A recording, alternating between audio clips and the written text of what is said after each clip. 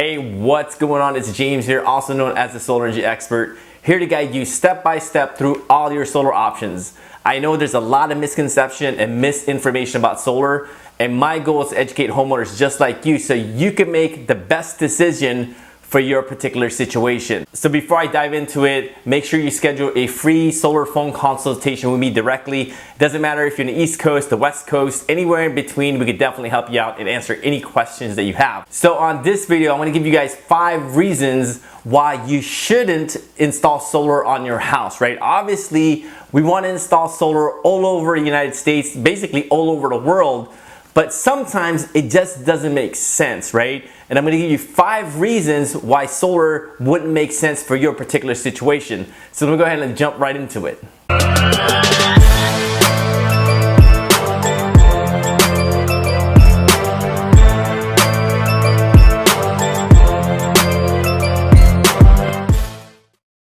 So the first reason why you shouldn't install solar on your home is your utility company doesn't offer net metering, right? It's essential to having solar on your home. So basically what net metering does is when you're not home during 9 to 5, for example, if you're off to work, that energy that your current system is producing, it's actually fed back into the grid for storage or whatnot, right? But if your local utility company doesn't allow you to store that energy that you produce, unfortunately, it's not gonna give you any type of energy savings, right? That's why it's super important that you need to do your due diligence and do some research to see if your utility company offers net metering, right? Because net metering and solar goes hand in hand.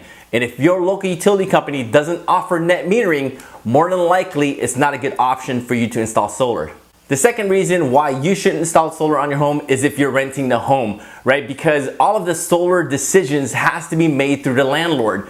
If you have a good relationship with your landlord and you can talk to him or her to install solar on their rental property, which is your home, then it may be viable, right? But for my experiences, it's very difficult to get the landlord to install solar on a rental property because the landlord doesn't know whether or not who's gonna be moving in the next couple years, right? So for example, if you have a household of 5, it's you and your wife and 3 kids, and you guys decide to move out in a year, and now you have another household that comes in that's only 3 of them, right? 1 kid and a mom and a dad.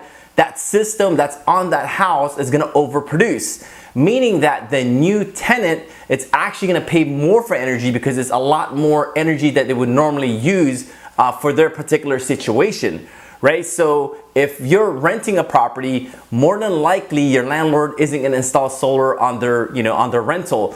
The third reason why you should install solar on your home is if you live in a mobile home, right? For the most part, financing companies aren't gonna finance a system if it's a property that's actually movable. So if you have a mobile home, it's probably not a good idea to install solar on your home unless you decide to do it yourself. But like I said, most solar companies don't install solar on mobile homes. But you know what? It doesn't mean that you can't do it yourself, right?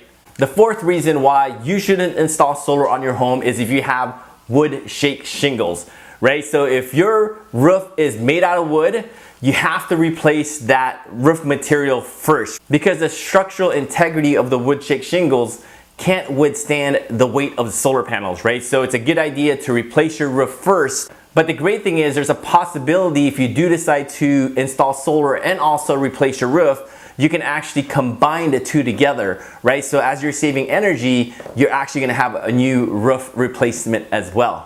So the fifth and final reason why you should install solar in your home is if you're moving within the next year, right? Because a solar system takes about 2 months to 3 months to install and also to turn on, right? So by the time you actually get your system up and running, it might not be worth it for you, right? To go through all the, the process. But if you do decide to stay more than 1 year in your home, I highly suggest it because your property value can go up to 4%.